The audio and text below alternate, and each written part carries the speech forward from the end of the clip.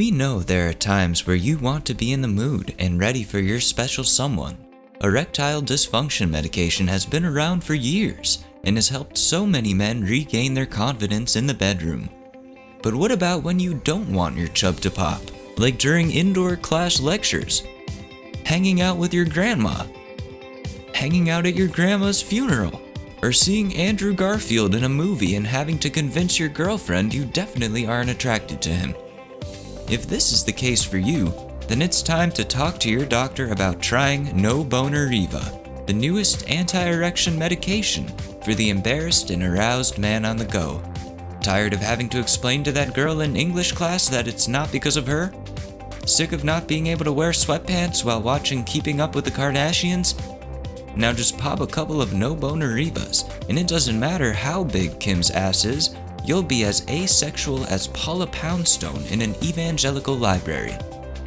Hi, I'm Dr. Phil, and I was given a lump sum of money to say that No Boner Riva is the greatest medical marvel to ever exist.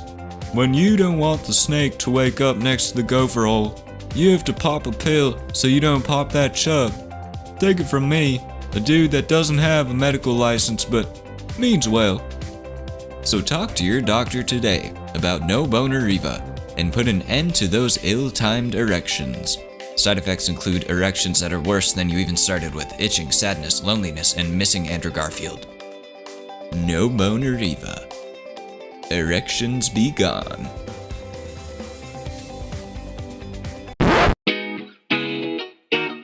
Ladies and gentlemen, the Short News Podcast with your host, Alex Mador.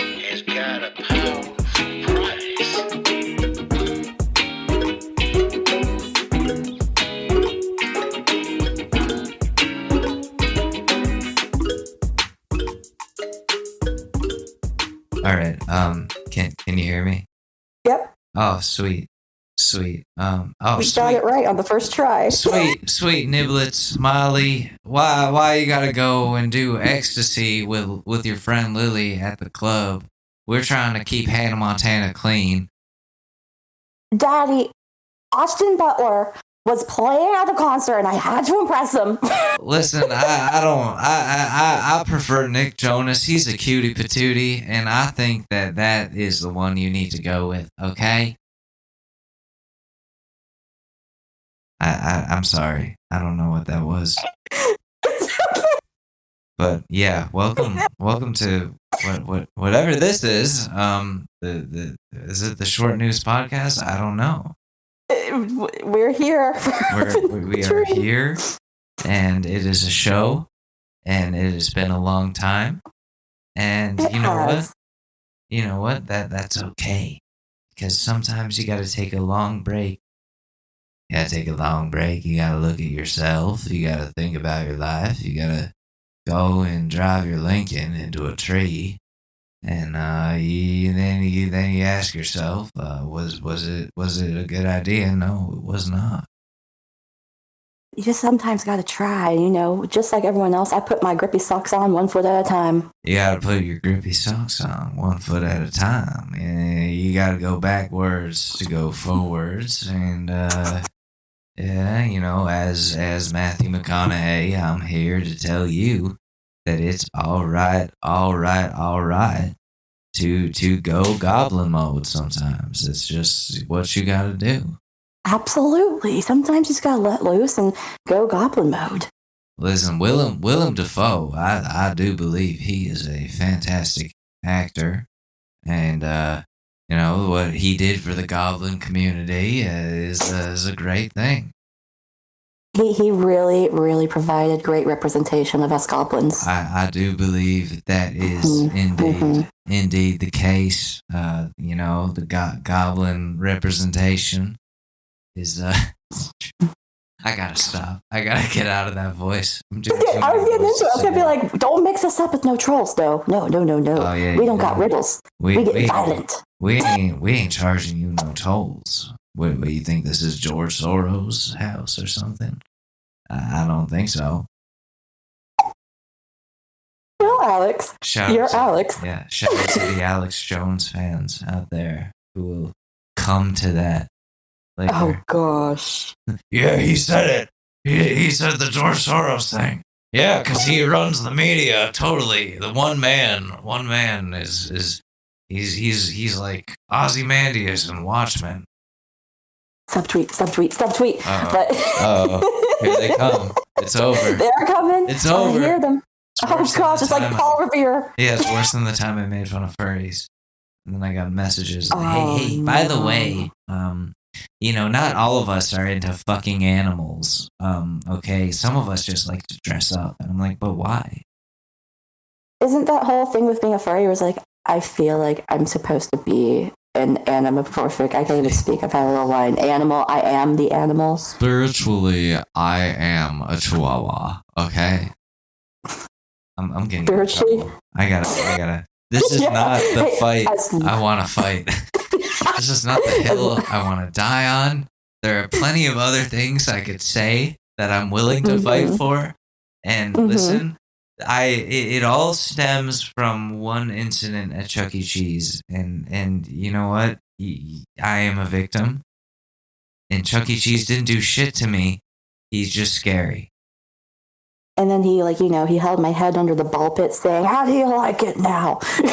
Listen, you suck off Chuck E. Cheese one time, and all of a sudden, you get nightmares. Okay, it's what are you gonna do?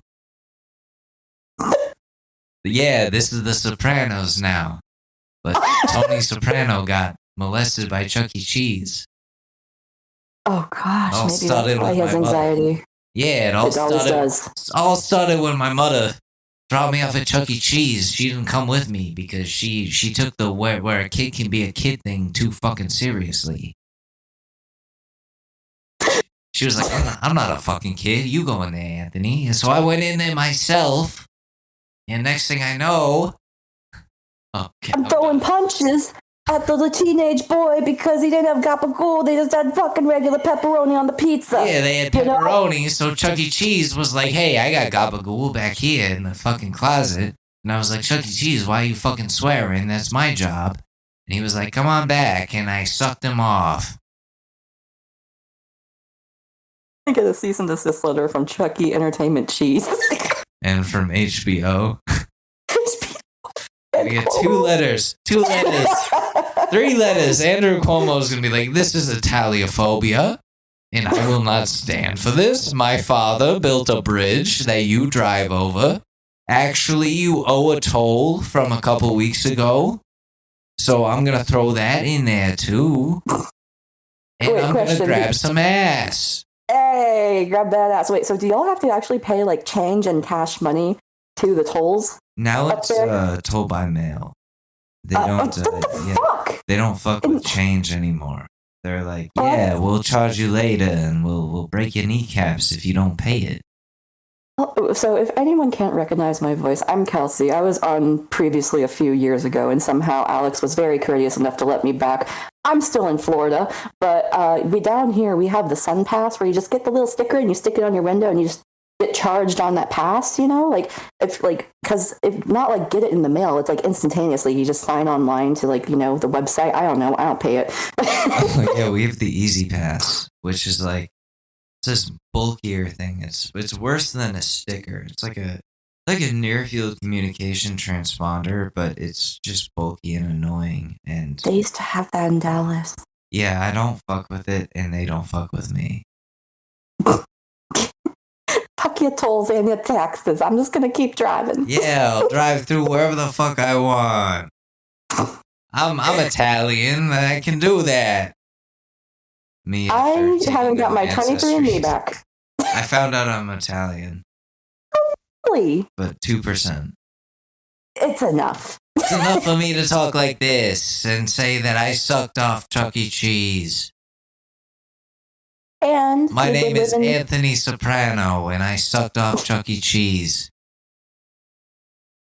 Oh, I hear HBO just counting the bucks already. You've defaced the name of James Gandolfini. Is it better if I do it as Christopher? I don't even know who Christopher is. Uncle T. I listen. Uh, I sucked off Chuck E. Cheese one time, and now I'm addicted to heroin. You know, this seems a little bit more on par. I'm liking it a little bit more. Yeah, what are you gonna do? Anthony seems more like a Dave and Buster's guy. Yeah, I went to Dave and Buster's and I got hit in the fucking nuts with a bowling ball. See? Now I go to therapy. And I found out my mom was the one who threw the bowling ball. She's dead to me. But Alex. It's been a long time since we've caught up. I don't have a podcast anymore, obviously. Oh, fuck. Oh, gosh. I mean, could you not tell with how much I struggled setting up tonight? But what have you been up to? What's been going on in your life? Give me a glimpse. Good Lord. I'm just like, I'm calculating right now in my head. I'm doing this thing where it's like, what do you want to say? What do you not want to say? What's not worth putting out there into the world? Because it's... all right, well, as I've mentioned in previous episodes of the Short News podcast, and this is a special episode. Special as in I rode a short bus to the studio today. No. Oh God. Oh no. I did ride a short bus in high school though. Just because our neighborhood was very small community. Yeah, it was small. Yeah, see, it makes sense. Why would you need a whole big bus for like so little kids? Community, and also nobody ever wanted to talk to me. I wonder why. I don't know what that's about. No. Oh God, what's been going on? I'm Joe Bidening out here. As I mentioned before, I was in New Jersey, and then there was a breakup. And, a woman that I used to speak very highly of on this show, I no longer speak of at all, period. Yeah, she's dead to me. Yeah. And so is New Jersey. Not really, but I do like New Jersey. I just don't want to go back because it brings up too many feelings. But, dating has been interesting. Since then, I've been out of the game for 7 years, so I don't understand things anymore. Wait, quick question. So, like, when you started dating your ex, were you in the generation where, like, apps were still taking off, or were you, like, in the middle of apps being, like, the thing as, like, oh, this is how I find a relationship now? Like, is this kind of like a new world that you're stepping in? So Tinder was still, like, free. Like, they didn't charge anything for anything. Likes were unlimited. And I think I'd hooked up with like one person through Tinder at that point, and that was it. And I was like, this app sucks. Like, this is a fail. And my now ex and I, we went to the same college together, and we were friends. And one day it just kind of happened. And I had a crush on her for a long time, and was just like, oh, I'll wait for her to notice me. And she did. But, now we're here. And it was like, okay, like, what were the last 7 years for? This was a waste of time. I could have been out doing shit. Sunk cost fallacy there now, Like, I think everyone will feel that way after a relationship, no matter what the duration of time. It might feel more like whenever the longer it is, but if it doesn't work out, it doesn't work out for a reason. Trying to stay positive here. Oh no, I do appreciate that. And geez, I'm stuttering a lot here. I want to apologize to the women that I've dated since the breakup for the last 7 months. If you're listening, I know at least 2 of you are. Shout out. Okay, yeah. I know, no shout outs, no names, no nothing. But you're right. You were right. I haven't been over her. It's going to take some time. I don't know what it takes. I don't know if one day I'm just going to wake up one morning and be like, oh, I'm good. Wow. I'm going to go do things with my life now. Or what? Or if it's just going to be like a I don't know, like a cycle of shitty feelings for a while longer. 7 months kind of feels like, all right, that's enough. But yeah, I apologize for not being over that person, regardless of how painful they were. And I don't want to pass that pain on to anybody else. That's my thing. Because hurt people hurt people. Exactly. And like, what was I gonna say? The thing is that, you know, like it's a process where it's gradual, where you, like, no matter like whether how good or how bad it is, like it might take several months, it might take several years, you never know, but it's a gradual process. But like, you know, at least you weren't afraid to put yourself back out there, even though it's your timeline, you know, you set your duration where it's like, do I feel ready? Fuck it, why not? Like, just go out, maybe get a drink with someone. If nothing comes from it, nothing comes from it. But that's, you know, that's the process of it, you know? Yeah, I do also feel kind of like I need to this is where the term goblin mode comes in again. I need to and I've been better about this the last couple of weeks. I need to just stop. Like I just need to stop. I just need to stop because like so she broke up with me over text and she was in a different country and Fuck. that was not fun.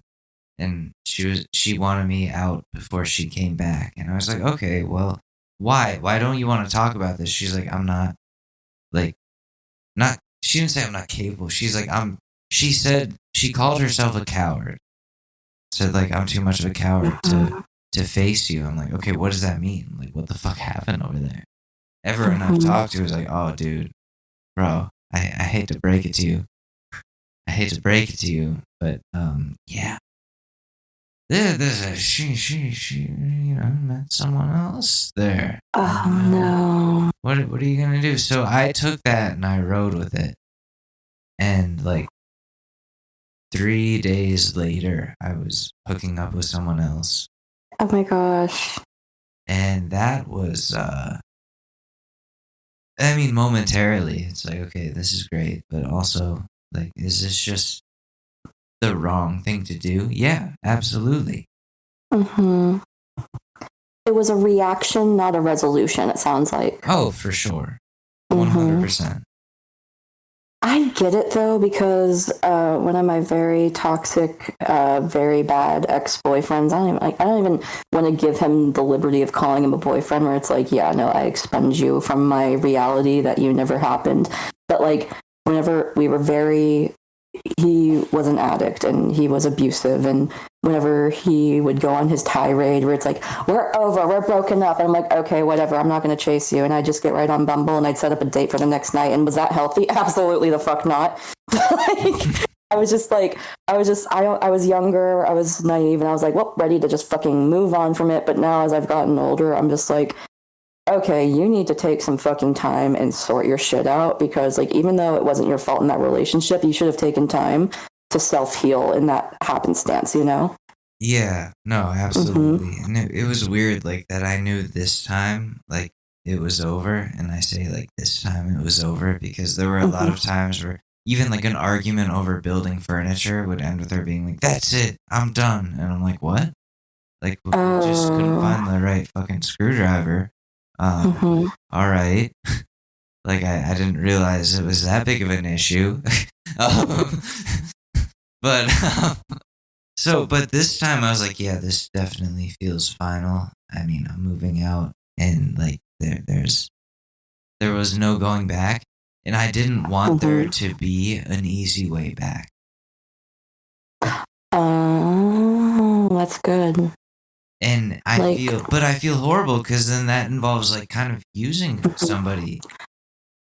Yeah, you know, like, I mean, unless the guidelines were clear where it's like, hey, this is a hookup, like I just got out of this like long-term relationship, or it wasn't like you were stringing her along and you were doing it for months at a time, like, yeah, baby, I love you, we're gonna get married someday, you know, like it wasn't something like that. That was clear, like that was definitely clear, but like somebody always catches feelings in that type of situation, usually.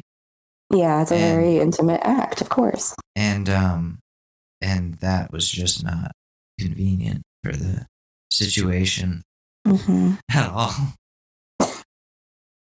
And I was like, yeah, I can't keep doing this. And this is a person that like, oh, I dropped my vape. 1 second. But like, Sorry, This is 21st century problems. yeah, oh, totally. Archaeologists are gonna look back at this and be like, this is what they talk about. What the fuck? What is a vape? I can just imagine like seeing a Views Alto like just torn the hell up in a museum someday. It's like in a holographic holder where it's like, this is believed to give energy source to humans of our past. Next to an elf bar. Like, we don't know the difference. Like, it just seems like they were kind of the same thing.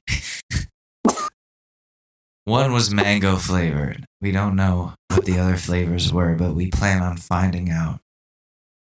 Because the mango went extinct over 500 years ago. Yeah, all we have now is carob. Fuck. Ugh, that'd be imagine? horrible. That's what it's gonna Jeez. come to. That's I know. and I hope that's like 200 years in the future. And I hope I complete whatever life shit I need to complete in my lifetime, where whatever is next isn't like, you have to continue your journey and fulfill your shit. I reincarnate you as a human again. And I'm like, no, please. What, you don't want to wake up in Dark Souls? No, I don't want to wake up like again after this. I want to go on to what's next. I want to see what's happening wherever, you know? I want to be like an ethereal being and prank people and make them think there's ghosts. Oh my god, my house is haunted. It's like, no, I'm just bored. I'm just trying to liven my day up, bud. I'm just bored. I saw that can of corned beef hash just on your counter and I wanted to knock it down. Like a cat. Yeah, my cat is here too. We're both ethereal beings now, and we both want to knock your shit down. And Andrew Cuomo is here with me. Hi, I'm Andrew Cuomo. I'm knocking your shit down, and I'm watching you and your wife make love because I can't do that anymore. I always have a fear of that. It's not like a fear where it's like, oh my gosh, but I'm like, Andrew always Cuomo like, watching you make love. Yeah, can you imagine? Today There's a lot of is pervs out there. Wednesday. It's me, Andrew Cuomo. It's Don't worry. hump day, don't you know? My brother Chris isn't here. Oh, wait, no, he just showed up. Oh, you buzzkill, Chris. As long as it's not any of my family members or grandparents, I'm just like, okay, enjoy the free show, I guess. Fuck. Your grandmother is a friend of mine. She's here now. My poor Jehovah's Witness grandmother. She says you're a sinner. But that's not what she said to me last night. No, Andrew Cuomo, no! She's the sweet lady. You're hurting her. She has a bad hip, damn it. She needs to take fish oil. There's a nice TikTok chiropractor over here in heaven or hell or wherever this is. Mm-hmm. I'm Andrew Cuomo, so it's all up in the air. But he's taught me some things about fixing hips. Got to realign it, apparently. Like And my father built a bridge. But you also drive cars over. Yeah, it's got a toll. You gotta pay it. It's like $15 or some shit. Holy shit. Yeah, it's expensive. It's a pain in the Fucking ass. ridiculous for a fucking bridge. I had to go there to get the title to my old car. Oh yeah, that's the other life update. I crashed my car, my little Nissan shitbox, hit a Those tree. northeastern winters, man, those sound rough. Yeah, it was a blizzard, and work was like, yeah, we're not gonna reduce the hours because like we need to make money, or we want to make money. And wow. They made no money that day. And well, no shit. And a lot of people crashed that worked. Was it a whiteout? I don't know if it was a whiteout, but there was like a government warning. Yeah. What the fuck? That's fucked up, man. Like there was only one time I was driving to Canada It was in fucking May, and I was in like what, South or North Dakota? I was probably in North Dakota at this point. And I was at a gas station, but it was like a full whiteout in fucking May, and I was like, I am a girl from Texas driving in a whiteout right now. It's Winter Storm Cuomo. I'm here. With your great grandmother. I'm a winter storm now. Call me Andrew Frost. Okay, but like I was like, why am I doing this? I could just stay somewhere. But I drove through it, and I was like, that was the stupidest fucking shit I ever did. But yeah, so your little Nissan, you walked away. Did you get hurt? Like I mean, obviously, it sounds like the car's done for. Oh yeah, that car is fucked. Yeah, I walked out of that, but I was like, this is not what I need. I had a date the next day lined up. Oh. I was all excited about it. I was like, all I have to do is make it home through this blizzard, and I'll be okay. Going real slow, but no, it wasn't enough. The snow was like, yeah, Winter Storm Cuomo was like, you're gonna get fucked, and you're not gonna like it. And that's the Cuomo way. You shouldn't have dumped that joint on me. You litterer? Yeah, littering is bad. You call yourself a Democrat? How many allegations you got? I got a lot, like a 21 Savage song. I gotta stop. I'm going to. Can I tell?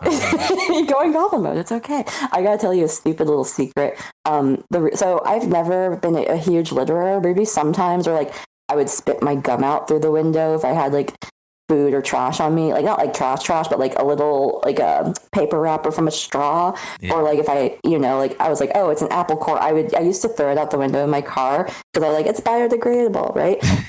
Did you ever watch that movie Mother? With like, oh, what's her name? Like, it's called Mother. I've heard of it, but I haven't. Like, I'm terrible with movies. There's so many I haven't seen. Dude, okay, so the director, I'm googling it right now. Came out 2017. The director, Darren Aronofsky, and the lead woman. I always forget her name. My goodness, what is it? And of course, it's a blurry picture. Jennifer Lawrence. Yeah, Jennifer Lawrence. Yeah. So, the whole I went into that movie because I was like, oh, it looks like a good horror movie. It's one of my favorite movies because like it's just. Whenever I first saw it, I left the theater like, what the fuck did I just watch? Like, I was kind of like, what? And like, I was so confused because there was no premise beforehand. I went in blind, and it's all about like the creation of Earth and God and Adam and Eve. And like, Jennifer Lawrence is the physical embodiment of Earth, but she's in a relationship with God, which is it Joaquin Phoenix that plays the guy? I don't know. Don't quote me. This is hearsay. But so in the end, when everything goes to absolute shit and people are beating up Jennifer Lawrence and they're littering on her, they're ashing cigarettes on her, they're spitting on her, spitting gum, I'm like, I do that to Earth every day if I spit my gum out onto Oh, God.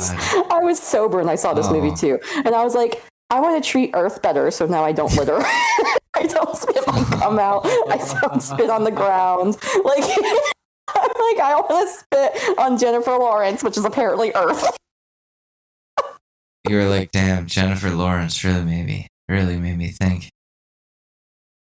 Jennifer Lawrence. Gosh. But you walked away from the car crash. See? Oh, yeah. I was going to bring this up earlier. I listened to our old recording. Our ADHD was off the walls, and I'm not surprised that if we go down that route again. I was also like very like drunk, and also my ex was in the room, and she was just mad at me because like I don't know why. I don't know why. I still don't know why. Like I see her all day, and like I don't know if I was drinking and she didn't see it as productive, and I'm like, listen, I just like fucking relax, okay? Like it's the summer. It's white boy summer. You're doing this on white boy summer. the only defense I will give her is that, I mean, you were talking to a random woman that you met off a website from the internet. Yeah, only it's defense. podcasting. Yeah, exactly. So it's like, it's not like the conversation was like risque or like, you know, it's just like we were just talking. It's not like, it's nothing different from like playing Xbox, right? Yeah. Oh, yeah. No, exactly. Maybe she just wanted something to be angry at. Like, I don't know. I only hear one side. I don't know the girl, but am I so far impressed by her? No, but at the same time, it's like, you know, I'm over here like, I'm just the outside voice coming in. I was like, I don't know. I think I'm one of those people that tries to see all sides, but I'm like, yeah, no, that's not my kitchen, not my problem. Yeah, you know, TikTok was fun for a little while because, like, I made a spectacle out of that with one video, and then a lot of the comments were like, well, like, what was, like, there's two sides to every story, and somehow I turned those people Oh, shit. with the following videos, and they're like, oh, well, dude, why didn't you see the signs at least? Like, what the fuck? Like, you should have left a long time ago. I was like, oh, well, I'm a fucking idiot. Okay. Like, yeah, you're right. Don't victim blame me. Excuse me. but also do. Like, also do. At least for me. I'm giving consent for myself in that situation because there were so many, like, just things that I thought were like, oh, that's just, like, I mean, like, no one's perfect. You can work on these things, and, like, no, not everybody does those things. No. I mean, like, you know, whenever you're in love or you think you're in love, like those rose-tinted glasses, they really, really fucking hide a lot of red flags. Oh, 100%. 100%. And that is just it's weird, like, detaching from someone after such a long time. Just being like waking up and being like, oh, what's missing? Oh, right. That thing. It's like, hey, I got the cat, which is cool. And the cat chose me, which has been established for even when we were together. She would get jealous because the cat would just like sit on my stomach while we're like laying in bed and then look at her and be like, yeah, this is my human. What do you do? I'm scared for the day. So my cat Hoochie, the infamous Hoochie. So I'm in a relationship again. Obviously, the hopeless romantic gets in another relationship. But like, I've been with this guy for a very hot minute now, and you know, I like him. I'm keeping him, and you know, I'm gonna keep him around. But he would get jealous, where he's like, I mean, he was over here like, I'm gonna gain that cat's love and attention, right? Like by being nice to her, petting her. He's a cat guy, thank goodness. Oh my gosh. But like, what was it? Like, he would get jealous. He's like, why doesn't she sit on me? Because like she'll lay on my chest or she'll sit on me, and I'm like, well, you know, like she's my cat. And then the first time she ever did that, we were in bed, we were laying together. Then she gets on his chest and lays down, and he was like, oh my gosh, it's happening, it's happening. Like, do you want me to take a picture? It'll last longer. He's like, maybe. I'm over here. Oh, what was it the other day? We were talking because, you know, Florida. He was like, yeah, this is like Australia of America. There's a lot of animals out here that are going to try and kill you. And I was like, why can I see you with my cat Hoochie in artillery vests and matching aviator sunglasses as you try to fight off the coyotes or alligators? And he was like, oh, like as if he was gonna like thinking about getting her fucking sunglasses. I'm like, no, don't get her sunglasses. Yeah, she's not gonna wear them. My cat has glasses. That is adorable. How am I just finding out about this now? Well, I mean, she doesn't wear them all the time. They're not prescription. They're just sent to us by a company that makes like pet apparel. I'm gonna have to find this company. But so I mean, the car crash. Cat is a member of the Oval Office. She's in the government with the other pets that are related to Joe Biden's fucking movement. Oh my gosh. Yeah. So that's fun. I'm probably on a list somewhere. Oh, aren't we all at this point? And I've said some mean things about that man the last 6 months, and I do not take them back. I want to make that very clear. And I voted for him. And I want to apologize again, as I have the last few episodes, even though they've been spread out. I want to apologize to the people that I told that this was the better alternative, in that, this is for democracy, because we're seeing our rights being trampled on in all kinds of poetic ways. Anyways, where are you talking about? Our lives. Right. Why did I take this political? Well, it's the short news podcast, There's a political driving factor, which I will wrap around to at some point near the end here. But, it's more or less based on the people's rights. I'm so eloquent. I plan things. I sound like a douche. I would not be surprised if anyone has clicked off from this. But if you're still listening, thank you. I really appreciate it. But you had a car crash. Have you gotten a new car since? Or, are you just kind of, chumming it? Or, what's going on with that? Oh, that's been it's been a fun experience, car buying, as a 26-year-old with bad credit. But, oh, no. Yeah, no, I figured it out. And I now am a proud owner of a Kia. Yay! Which, if you're coming here from TikTok, you've probably seen the fake commercial that probably should have gotten me banned. Oh gosh. The Kia Memorial Day Opioid Crisis Sales Event. And that was fun to make. That was a hell of an experience. And I hope that the dealership doesn't find out about it, but we will see. Didn't you tag him? I thought about it, and I was like, that's a bad idea. You would have gotten a don't return letter. Yeah, they might take the car from me. Be like, we just can't have you. We don't want to be affiliated, man. You made it weird. Why'd you make it the opioid crisis sales event, man? This isn't right. We didn't cause it, man. We just make cars. Yeah, we just make. Watch as they actually are. It's like, he's figuring it out. He's on our lead. We gotta take him out. When's the next time he's going to Dallas in a car with the top down? Have you ever been to Dallas? I have never been to Texas. Okay, so, that's my old stomping grounds, right? And actually where JFK was shot, so they actually have little X-marked duct tape, exactly the two spots on the road where he's shot. And it's a main road still in downtown Dallas, and people will run out into the road all the time just to stand on the X parts where he was shot and get pictures. Oh, I thought that you were going to say they yell out, "Hit me! Hit me! Come on, George Bush! Where are you?" But aside from getting back into the dating pool and an accident, but hey, you got a new car. How's your life? How's everything going? This is the catch up with Kelsey. Yeah. Well, I think, like I mentioned, I still have the cat. The cat's doing well. Dating has been difficult.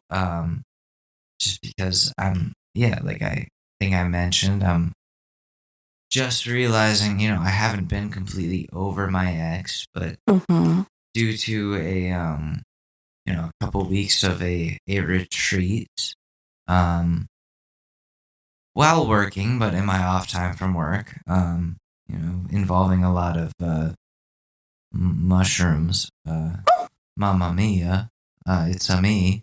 That's a meatball. Yeah, it's a me. And just figuring things out for myself, and some time away has helped me to get over that and not fully, but detach from that person that I used to wake up next to every day. And I've been going out more, with coworkers, to bars. I've never gone out to bars, is what I've realized. Except with my now ex. We used to go out. There's a dive bar right by where we used to live in New York, so that was easy. Then we used to go bar hopping, but before that, like I had never done that because I started dating her when I was 19, and it ended when now, and I'm 26, and between that time it was just with her and with friends with her, and now it's like I go out to these bars and I feel like, what the fuck am I doing here? Like, you don't like being in the bar scene, or like, is it just not fun like it used to be? Well, it's never been what I assume it's like for other people, where it's normal. Because when I would go out, it like I was never going out with the intention of I'm gonna meet someone and like hook up with them and all that shit. Because I had someone. I was like, I'm just going out to have a good time and have some good food with this person that I'm with, and that was different. And now it's like, what am I like? I'm just going out because I don't really know what else to do. I want to stay inside all day. And like my coworkers are really cool, so I'll go out with them.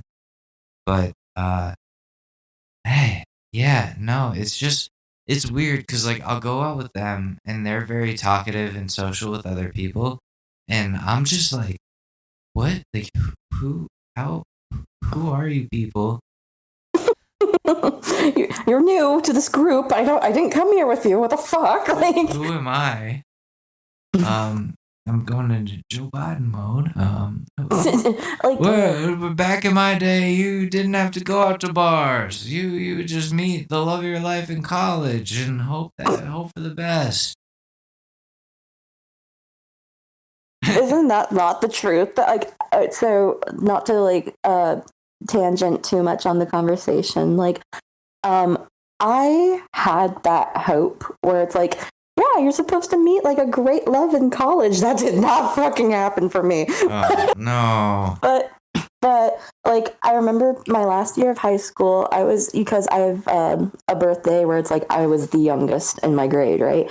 And I remember I was 17, getting ready to graduate. I was in one of my last semesters in one of my classes with my gal pals, and they had the ideation of like, one was like, yeah, I can't wait to go to insert Southern school here. And I swear every Southern girl's like this. They still go to university. Not every, sorry. Don't mean to generalize a group of people. But at the same time, there's a lot of people in the South, at least that from my experience, that still have the ideation, I'm sorry, of like, yeah, I'm going to go to college and just find my husband and then just never work. Because that's what this one girl said to me, where she was like, yeah, I'm going to go to school. I'm going to major in education, but I want to meet my husband there, be married by like right after graduating university, right? And then I want to just kind of like retire.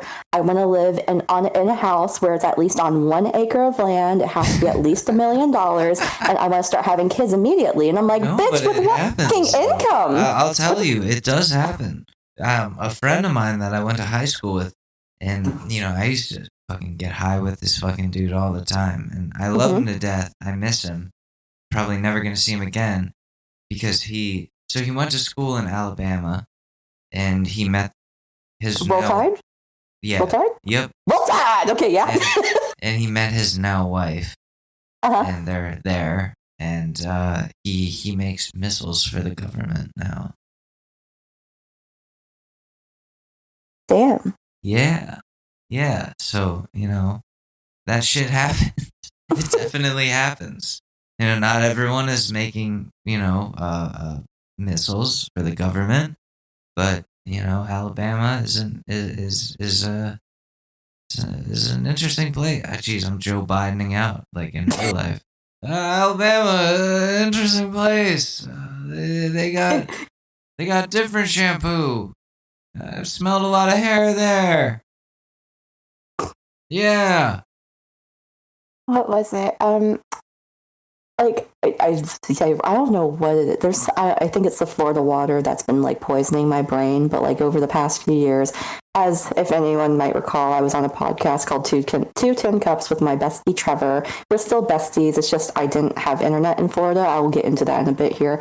But like we just started saying Roll Tide. I don't even like Bama. I didn't even go anywhere near Alabama. But I'm over here like Roll Tide. But nothing's better. Then, like, I haven't been to a bar in Florida since last April of 2022 because the bar scene down here, dismal. It is depressing. Like, it's just it's a bunch of snowbirds that come down here, and it's just a bunch of old people, and they're just drunk off their rockers, and it's a lot of dive bars, and it's I don't know if it's pertaining to my direct area, for example. You know, like I could go to the downtown area across water body here, and you know, there's like a few good well, I'll get into that in a second, but like and I would go there because oh gosh, Alex, so much has happened.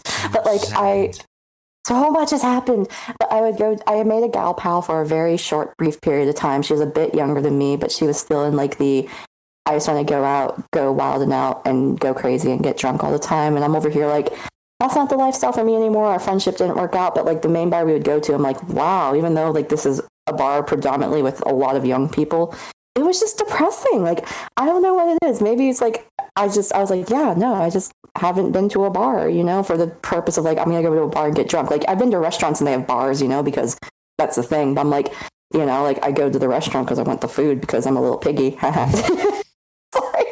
There's some good food down here. I will say, since moving from Tennessee down here, that was my biggest thing that I've been so happy about, where it's like, I finally get fresh fish. Like, Tennessee is nowhere to go if you ever want to get fish. It's all terrible. But I was like, yep, I'm going to live on the diet of just fish. But not to change the conversation, but hi, I want to really get into some topics here, Alex. And plus, I'm going to have you react to some pictures real time about my life and the happenings that's happened since. So the last time we spoke, I was dating a guy at the time, and I drove up to Nashville because I just moved down to Florida, and we lived out in the boonies. Like, there's no internet. Like, it was horrendous. We had satellite internet, which is like literally throwing money into a pit of fire and not getting anything in return.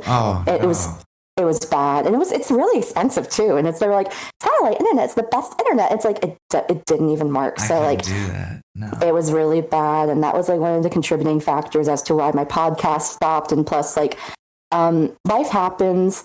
Trevor and I are cool, but like he had to focus on his life too. And at the same time, I wanted to podcast again, but I was not committing, where he was like, you need to post to the Instagram, you need to post. And I was like, yeah, I'll do it. But I procrastinated, and that's on me, and that's my fault, you know? And like, you know, like, again, Trevor and I are still besties, and I annoy him every day. But what was it? So I drove back up, whenever we recorded our recording, I drove back up to the house of this guy that I just started dating before I freaking left, and then saw him. And during that trip that we were up there, we recorded our podcast because he had internet. And then one day he was like, yeah, I don't think I'm ready for a relationship. So Kelsey, tip number 1, don't date a guy that's going through a divorce. They are not ready for emotional commitment. Like, you know, like I think the past in the past, because we added each other on Facebook recently and we just haven't messaged, but I guess we're just cool. Like, okay, I acknowledge you, but I don't have any bad blood against you. If he ever does listen to this, hey man, I hope you're doing well. I hope you're doing well. You were cool. I hope you live a good life. If you ever talk to me again, you don't need to. But at the same time, I'm glad we're on a civil level. But so, what was it? I've been living in Florida. I yell at alligators now. That's understandable. They are very scary. At first, when I saw my first gator in my waterway, I was like, oh, fuck no, I'm never stepping outside again. Well, I've gotten to know that gator. I've named him Elvis. He's about 12 feet now. We have 3 gators. We have 3 gators that do live in our waterway, and the big one, which is Elvis, that's Elvis, you know, and he's named after Elvis from Miami Vice. So I gotta get into this. And I know this is giving away a little bit too much of my personal life on the internet, but at the same time, like, this was my life. Like, this shit was crazy, you know? So, so I feel like I am an albatross in the sense that no matter where I go, destruction is to follow. Where growing up in Texas, like, tornadoes were everywhere. And I was like, yeah, it's Texas, that's expected. But then when I first moved to Canada at the fresh age of 18, it was the coldest winter in over 100 years. Oh. And everyone was like, this is so crazy. It's got to be like global warming where there's like crazy highs and crazy lows. And it was insane. I was stuck in a bus shack for 2.5 hours when it was minus 55 before the wind chill out for like, again, 2-ish hours. And I was trying to get to my psychology final exam and I missed it. Oh, no. Oh, and my school is so Canadian in the sense where they're like, yeah, if you missed an exam because of snow or bad snow days, that's on you. And I'm like, this was horrendous snow. Like, no one could get anywhere. Like, everything was the fact that people probably showed up is because they lived on campus, right? So then I moved to Tennessee, and then COVID happened, then the Nashville tornado happened, and then I was like, okay, that's a little weird, and then I moved to Florida, and, you know, a year goes by, I worked a shitty job, then got my current job, and then, fucking survived a 2 mile short of a hurricane, Category 5 hurricane happened, which was Hurricane Ian. Oh, God. And so... that shit rocked our fucking world. It was terrifying. It was the most, oh my gosh, how do I, okay, I'm over here like talking about the hurricanes, my life now, but I was like, it was awful. So, when the news broke on Thursday saying, hey, you know, there looks like there's like a Category 1 hurricane that might hit the Gulf Coast side of Florida. And I don't know what it was. My intuition kicked in and I was like, I have a really, really bad feeling about this. Like, I was like, I don't know what it is. And like, I've only been at that point, I've been only living in Florida for like a year and a half. And I was like, I don't trust it. Like, I don't think something, I don't know. There's just something in me that's saying, you need to get the fuck out of here. And so, my parents, because again, I live with my parents because I moved down here to help take care of them. Right. And so they were like, oh yeah, don't worry about it. Like, we don't need to do anything. And I was like, no, we need to do fucking something. And so I'm going to gatekeep my secrets because these were the secrets that helped me survive. But I was the reason why we had camping supplies, fucking propane, water packs, Gatorade, liquid IVs, because after a hurricane, when there's no power and no AC, you're going to be sweating a lot and you need to resupply on your electrolytes. And so all these other things. And they're like, you're overreacting. And I was telling my coworker, I was telling my neighbors, I was like, you know, I just have a really bad feeling about this. And they were like, we were here for Charlie. We were here for Irma. It's not going to hit us. Yeah, well, the day of when we left, because I already had my emergency bag, all my proper documents that I need to keep with me, I had them all packed, and I was like, yeah, it was like a Monday or Tuesday morning, and I was like, yeah, we're going to leave tomorrow, aren't we? Because my parents were like, yeah, no, we're not leaving. And then I got woken up at exactly 7:58 a.m. to my dad saying, Kelsey, we're evacuating. Yeah. And I was like, okay, I'm ready to go. And I was ready to go in 2 minutes. And then here I am shutting down the house with my dad. And I was like, where's mom? And he was like, she's at work. Oh. And I was like, are you fucking kidding me? They're like, yeah, they needed her at work today. And so here I am waiting. And she didn't get home till 2 p.m. And she was like, yeah, they kept wanting to keep me there. And I was like, no, I just got a notice saying we're in zone A. We got to evacuate. And I was like, her job, she is an essential worker, but at the same time, what she was doing, she's like, this is not necessary right now. But plus, when a hurricane's happening, if the weather starts escalating where it's like, hey, there's too much traffic, or like we think this is going to be unsafe, they will shut down the bridges. And to get to our house, to get to main areas, we have to access it via bridges. Holy shit. Yeah, just wait. So we leave, and we were so grateful because one of her friends from Dallas that she worked with just moved to middle of the state, like Central Florida, and said, hey, I see you live in this area. Like, do you want to evacuate? And just like, you want to stay at my place, you know? And we're like, yes, sure, please. Yes, take us. But so, oh yeah. Before my mom came home, my dad's like looking at the radar, and I was like, I told y'all we should have evacuated already to avoid the traffic. And he was like, okay. So what's the plan? What should we do? And I was like, we're either staying together, we're staying here, or we're evacuating together. And he was like, okay, well, what if you and your mom go to her friend's place, and if things get really bad tomorrow, I'll drive out to y'all. And I was like, that's stupid. And he was like, okay, don't be so cynical. And I was like, well, what's your other plan? He's like, what if you and your mom take the animals and go to a shelter somewhere, and I'll stay here and I'll join y'all later? And I was like, that's even more stupid. And he was like, well, what the fuck do you think we should do? I'm like, again, stay together here or leave together. No separation. We cannot separate. That's more dangerous. And he was like, well, we can't focus on the past. I'm like, dude, we need to fucking leave. But we left. We all left together, thankfully. And yeah, so I'll send you this first picture. I just want the audience to have like an auditory reaction from Alex where, so this was the day before the actual hurricane hit. I'm going to send that to you. And this was a picture provided by my neighbors. It's actually a video. And this was the day before, right? And it's like, what was it? The rental unit, like if you could, Alex will be able to see my house, but our fence is already gone. The rental unit across from us lost its lanai, and the power surge, I don't know if it was kicking in at this point, but it was almost up to the very end of the seawall. Holy and trees are torn down and everything. The wind is insane. That's the day before. Jeez. And so I'm about to send Alex another video of the place that we evacuated to. And we were in Central Florida. We were in the bands of Ian, and the winds out there got up to, we were in tornado watch and warning overnight throughout the next day up until the night after. And the winds got up to 100 to 120 miles per hour in Central Florida in the bands of Ian. So that is the outskirts, not even near the storm.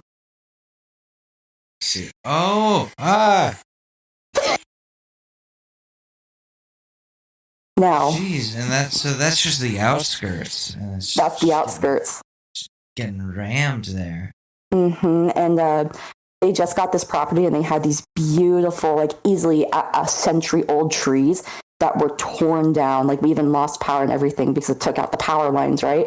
But so this is going to be a little TMI for Alex because again, he's a guy man on the internet. But so don't say the names of the areas, Alex. Just wanted to preface this. But so I'm going to send you this picture.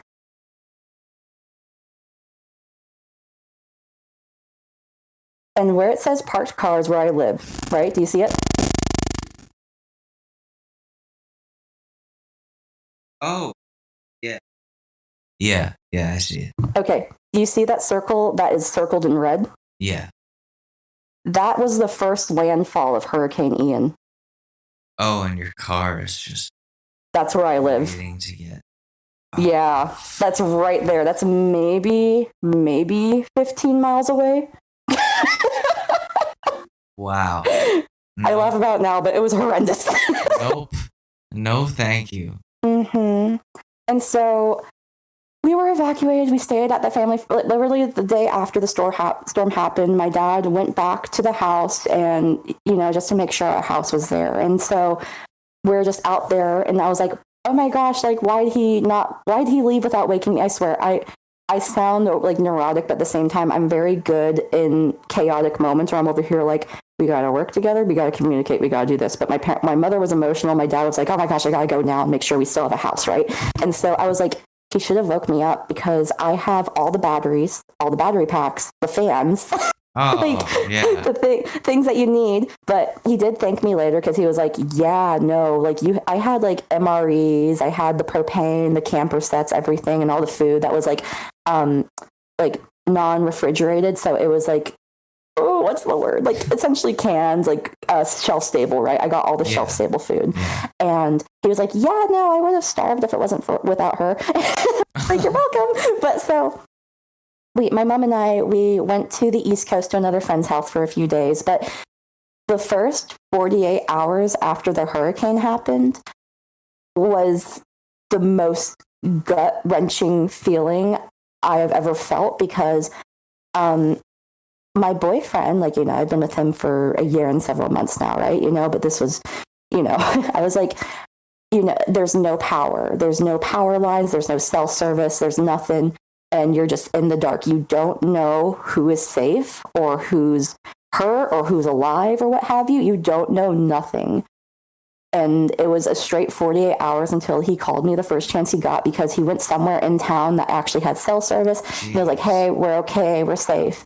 And I was like, it took 48 hours, and I was just like, oh my gosh, like, is he okay? Is he okay? Is he okay? Like, what if he's not okay? Like, I'm not there. I can't help. I can't do anything. Like, I would not wish that feeling on anybody, because it was just so gut wrenching. And even then I was like, my neighbors, my friends I've established down there, like, are they okay? Is my coworker okay? You know, like, so I did hear from them eventually. No one died, thankfully, that I knew of. And I was just like, holy shit, right? But so the next like gut-wrenching feeling was like, you know, stayed at our family friends, and like we were very appreciative of the time and like the fact that they opened their doors to us. And we're going back, like you could just feel the tension where I was like, do we still have a house?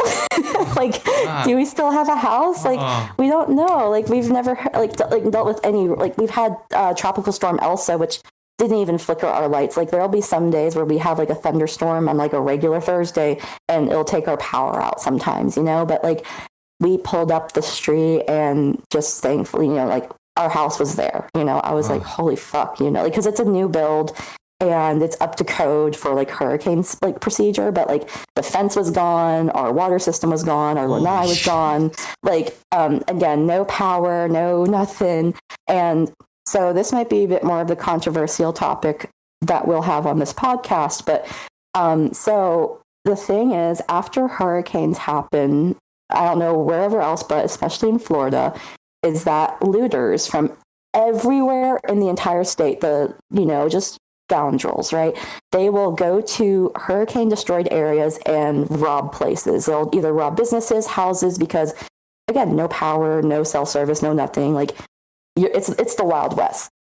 It's the Wild West, and it's like, you know, you're on your own. And my boyfriend and his family, they do like guns. And I was like, well, like, because I was leaving our family friend's place on the East Coast. We were talking to them. My mom's like, oh, do we need anything on our list to take before we go back? And they made the joke saying, well, a pump action shotgun.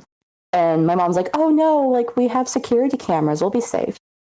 And I was like, Mom, we have no power. The power's out. The cameras we have are no power. Yeah. And being that they're Canadian, they're very avidly against guns, and I completely respect that. But at the same time, I was like, this is survival of the fittest for me. And if you guys refuse to have something in this sort of circumstance where it's like, hey, even my boyfriend will come here and he'll be the user of this tool, right? In this, you know, like of a gun. And I was like, well, I'm going to go to him and his family's place because I will feel more protected in that sense. And so I stayed with them for a few days. But the morning after I came back, and I was woken up at 10 a.m. and he was like, hey, my family's here. And I was like, what? So his family, they lived on an island, and the bridge was taken out, and you're essentially abandoned on the island unless you have a boat to leave, and they had a boat to leave. Holy shit. So, oh yeah, there's even more to it. Like, all these bridges were taken out, whole islands. It looked like a whole atomic bomb like exploded. It destroyed everything. Like, I have pictures of my closest area to me that I'm about to send you. But so they got there, and so I met his grandma, aunt, uncle, their neighbor, the two poodles, and got close with the family like the day after. And I'm like, I look like shit. I haven't had a shower in a day. But, you know, I was like, nice to meet the family, I guess. But so, you know, it was really rough. Like, we didn't have power for 14 days, and we didn't have water for 21. And it's just, and it was, even though it was still like September, late at the very tail end of September, beginning of October, like, it was still really warm out. Like, it's hot. Jesus. Yeah. No, of course. Yeah. Like, and yeah. That's a lot.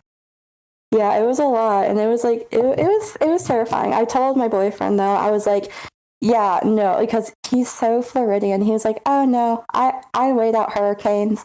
And I was like, never again, never fucking again, never again am I leaving you alone, because I was freaking out about you the whole time. Like, you're staying with me. But like, what was it? So, oh gosh, it already slipped my mind. But so I don't forget this as well. So I'm going to send Alex a few more pictures of just the area closest to me that got just completely devastated by the hurricane, where just I'll let Alex like verbalize it for y'all. But like, so one thing ever since the hurricane, because it's been 8-ish months since September, we're coming up on a year now here soon. You'll just still find boats in places where boats aren't supposed to be. Oh, shit. Yeah, like you'll just see one in a tree or just on land, like a massive like tourist cruiser, and it's just somewhere inland, and it's like that shouldn't be there, but you're used to it. Like, and there were whole buildings that were like lifted up from the ground, and it's like there was this one particular pub on this one beach that it was on this next to the road of the main road, but it was all the way over in the trailer park area, like a mile away. Like it got torn up from the ground and moved a mile. Like it was horrendous. Oh my God. But you know, I survived the hurricane. Oh, looks like a construction site. Oh my. Oh. Those buildings just got completely leveled. That's my area.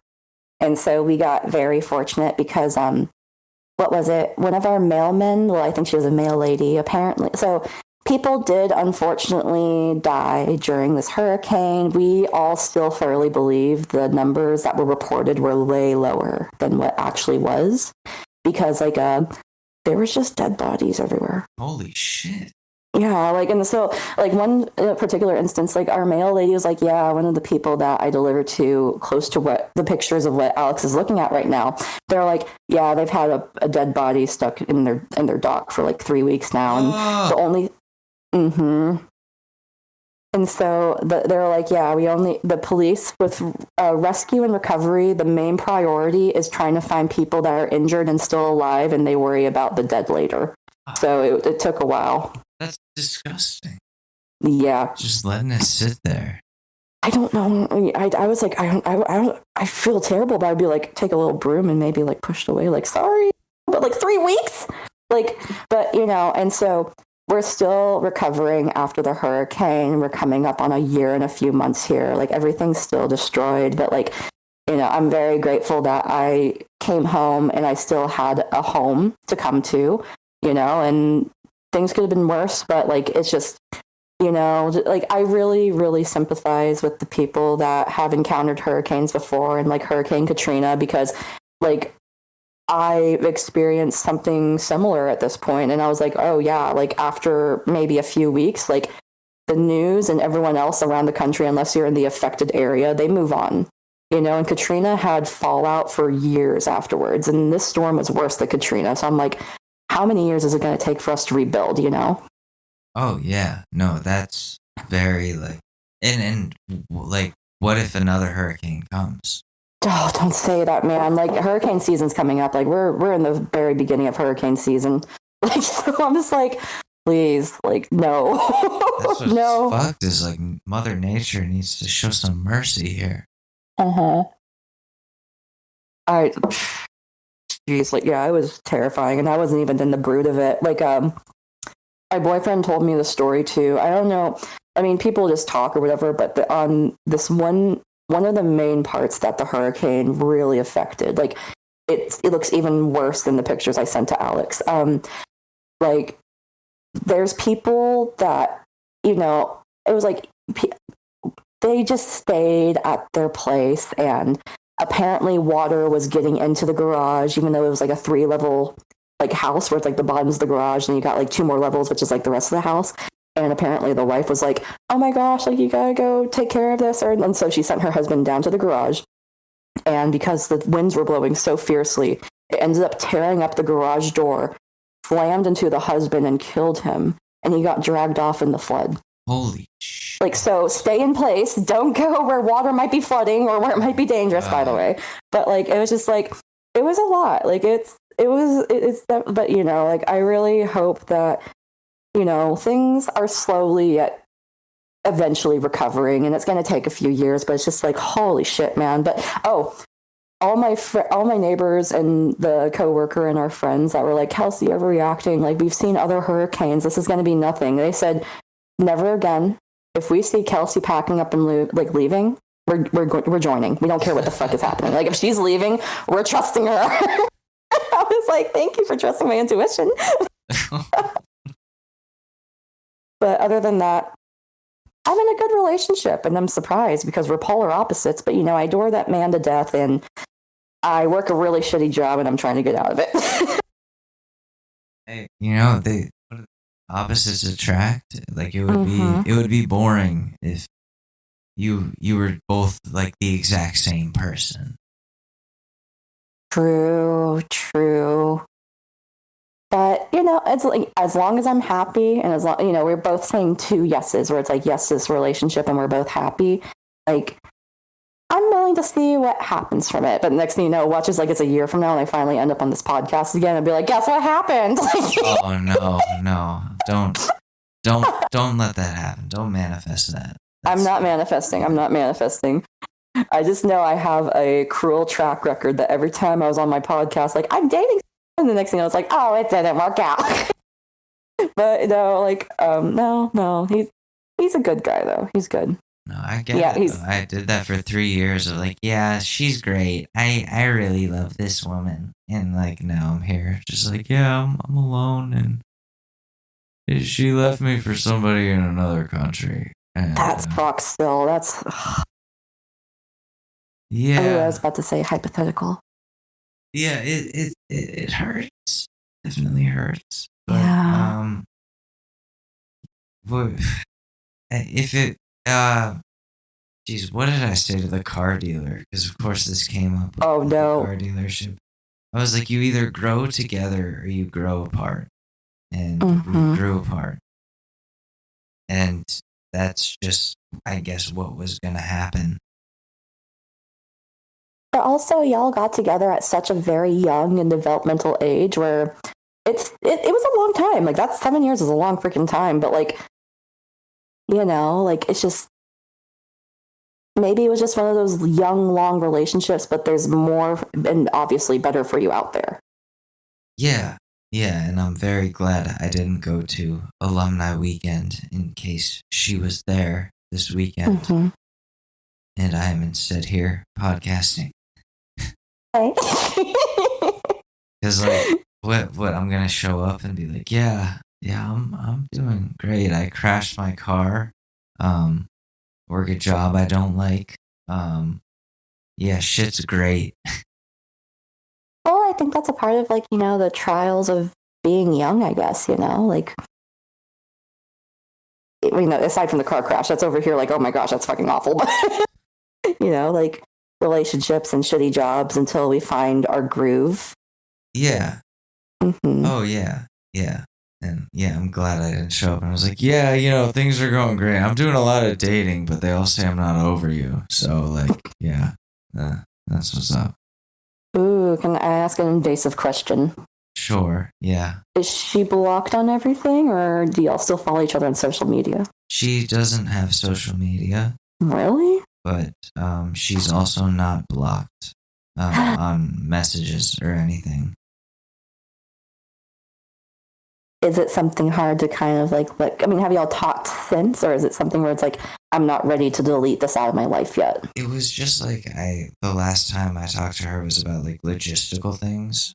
Like it was about like my mail and my cat's vet appointments, and I was like, I've got it taken care of. Just like, don't worry about it. Just let me figure this out for myself. And since then, haven't heard from her, so there's just no reason to block. That makes sense. I think the best advice moving forward is just like, it might be, you're still in a very young period where you're getting over this long-term relationship, but like one of the best advice that was given to me where I was like, oh my gosh, like, hi therapy, like, why can't I get over this relationship? The best, like, not even just best revenge, but the best method is just to go out and try and live your best life, and like, sometimes it might pop up in your mind, but just like, like, move on from it and go and live your best life, Oh yeah, no, absolutely. And I'm trying to like not just do that, but do that without thinking about it being because of the pain that she caused me, and just being because I want to just, enjoy things in my life and not have it be about revenge anymore, because that has just not done me a lot of good. And Yeah. like, but now, like I I am I'm just trying to stay out of Goblin Mode. Don't let the goblin consume you. I'm just trying to stay out of Goblin Mode because I find myself in situations where, or in a situation where I develop feelings for someone that I really should not develop feelings for. Mm-hmm. And there's like the side of me that's like, oh yeah, I can handle this. I can just kind of not ever acknowledge that this is something happening inside of me. And then there's there's the goblin Mm-hmm. who's over there just like, you're gonna tell her how you feel. You're gonna ruin the entire dynamic of this fucking office. And I'm like, no, that's not. And he's like, you need to do this for you. And I'm like, no, because that's just destructive, and that's not okay. And I'm more mature than that, where like I can get past feelings like that. And he's like, no, you should go out to the bar and dress up in that Grim Reaper looking fucking outfit of yours. And I'm like, okay, fine, I'll do that. And it's like, no, like, it's like, stop, man. Well, at least you're telling the goblin, like, hey, no, I'm not listening to you. Nuh-uh. But am I though? Because, like, okay, so TikTok has been weird lately, but I posted this video last night. 2 videos. One that was like somebody doing a Green Goblin impression, and I captioned it like me when I find out that I have a crush on my crush, or something stupid like that. And it was just this dude being like, Godspeed, Spider-Man, and he like rolls away on his hoverboard thing. Remember when those were cool before they were exploding? One of those. Okay, I was gonna say the current hoverboards we had are not as cool as actual hoverboards, where it's like the Green Goblin had. Just say it. No, this is one of those 2-wheel ones. That, like, that's hilarious. Okay, yeah. And then I made one that was a skit that was like that, and it was like me finding out that this girl was gonna be at the bar and just transforming into Goblin Mode. And I'm realizing like, fuck, I need to like keep this in check and go to different bars, and also find out how do people meet people in this day and age. Like, ooh, I love that topic. Go on. But I don't have anything else after that, because really, like, I don't know. Like, I have no idea. Like, when I went out to the bar on like Thursday night, I knew the people that I like my coworkers and the friend I went with, and that's it. And I was like, shit, like, it kind of seems like everyone's got this figured out except me. Honestly, no one really has it figured out. The only people that have it, what you would consider figured out, are the ones that live in the small town and everybody knows everybody. And it's like, yeah, I still live in the hometown where my entire graduating class is here and everyone knows everyone, and we're all social in that aspect, because I witnessed that up in Canada, and I would go around to like very small rural areas and cities, and I'm like, oh, like a lot of the people that are coming here, especially to the university I went to, they all went to high school with each other. And so it's a very hard dynamic to dive into and figure it out.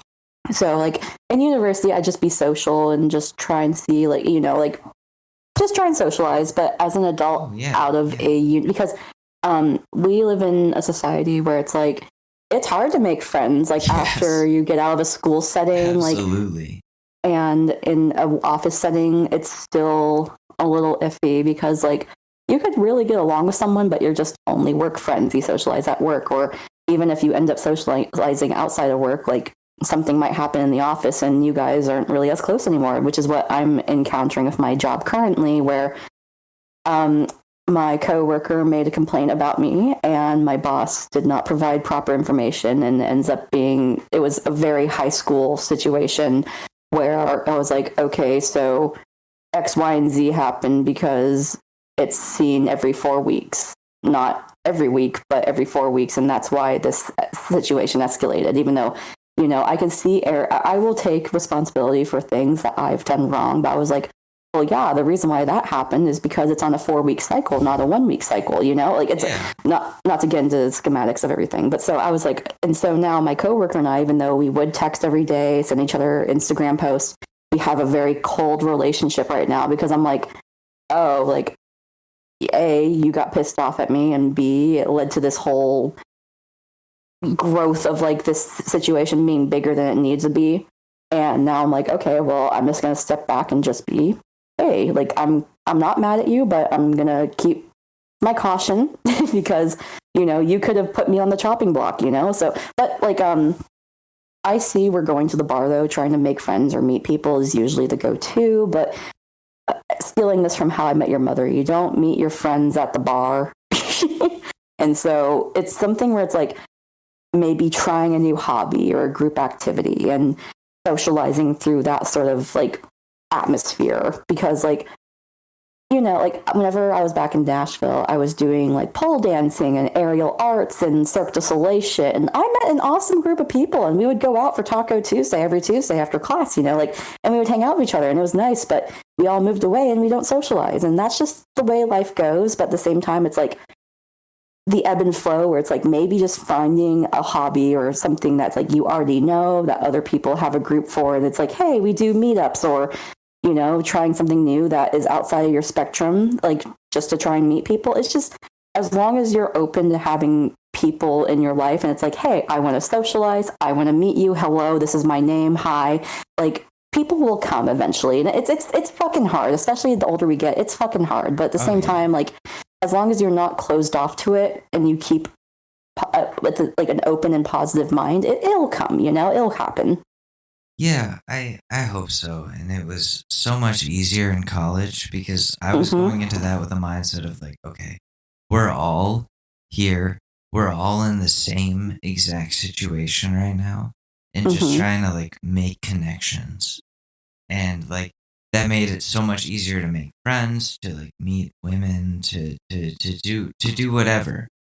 And now it's like, yeah, like you go to the local bar and in Danbury, Connecticut, and everyone seems to know each other, and it's like, well, I've been away for so long, like I might know you guys if I was here 7 years ago, but now now it's like not that's not the situation, and I'm just kind of like sitting here like, the Knicks game is on. I'm just watch this. Okay. Gosh, like I said earlier, it's like I haven't been to a bar in over a year now because it's like down here, it's just so dismal. But it's like, okay, Kelsey, what do you got to do? Like, what can we do to like kind of break out of that mold? And gosh. I was about to go down a rabbit hole, but there was this one particular occurrence I had where in the South, I don't know if it's a nationwide thing, but everywhere I've lived in the South, people have heard of this game called Bunko, and it's an old lady dice game, and you have a pool of money, and whoever wins the most this, the most that, the this and that, like wins the money of the night, right? It's like gentrified dice, honestly, but with like hors d'oeuvres and wine. And so my mom, she joined a group and I joined with her because I would drive her around and it was at nighttime. So like I'm the designated driver, right? And so we were a part of this group and it was great for a while. And there's this young girl that she joined too because her mother-in-law also was part of the group and she just moved down there, and her and I, we still socialize. She's cool. But like, again, sometimes some personalities just don't match, and it became a very high school atmosphere very quickly. Oh, no. And this other girl and I, we're in our late 20s, early 30s, and all the other women are 50 plus, and they're the ones acting like they're in high school, and her and I are there like, is this really fucking happening right now? Holy shit. What? It was weird. But so like, even then, I still gained an acquaintance out of that, but like that whole group dissolved and everything. So like, sometimes you gotta try and things will fail, but hey, at least I met one person out of it.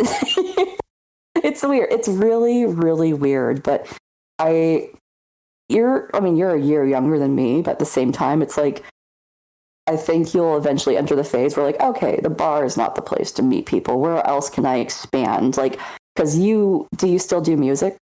I do. That was kind of like one of the jokes I made in this Goblin Mode video last night.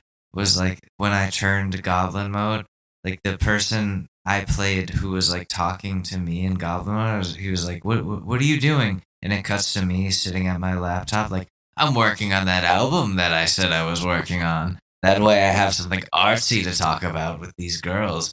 And he was like, "No, no, stop." And like, I guess that's just a commentary on like I can't force myself to like put out music, and like I have some stuff like cataloged just stored on my computer that's done and ready to go. But anything more, I'll sit here where I am right now and try to like put something together, and it's like this sounds like shit. This sounds Oh, it's so self-critical. but it's also like I know what my sound is, and this is not it, and I don't know how to find that again, or like not replicate but bring that back. And like it would be fine if the sound was different and it was good, but I've just been away for so long from music that things are just sloppy right now. And it's a trial and error thing where maybe just try, like, I don't know, maybe being active of it, where like you're trying something new and it's like, well, that's not my sound, but I like what I'm doing even though it's not my sound. I think it's a great metaphor for just everything that I've been going through, where it's like I lost just everything that I thought was something, Mm-hmm. and now I have to like rediscover what actually is.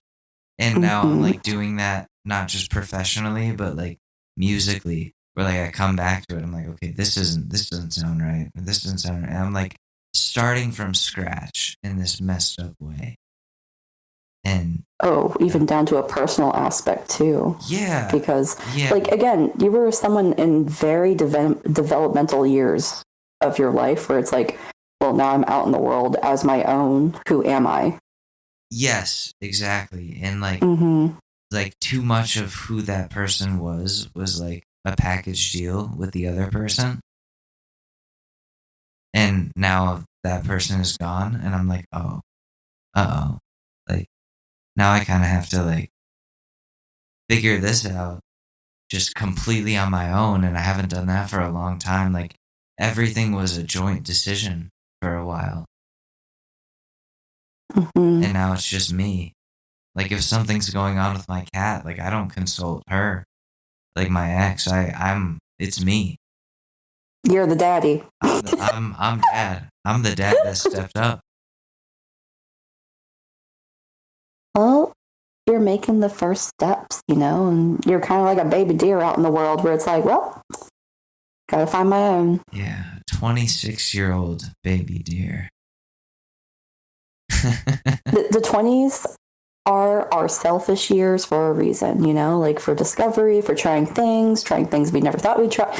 It's, as you're still being a productive member of society, and even though some days it might seem like it's hard, you're actually being productive. And we always gotta kind of like bring it back and say, hey, I did something today. Even if I just went on a walk around the block or went to 7-Eleven and got a soda, I did something, like just it's a day at a time process. Yeah, no, exactly. And I just like what's interesting about this, I don't know, these last couple of weeks, where like I told you about like developing feelings for someone I shouldn't have developed feelings for. Like I won't go into that further, but around that time, I just like I stopped seeking out like dates or going out with someone, or just like going on Tinder and swiping, or like reaching out to people.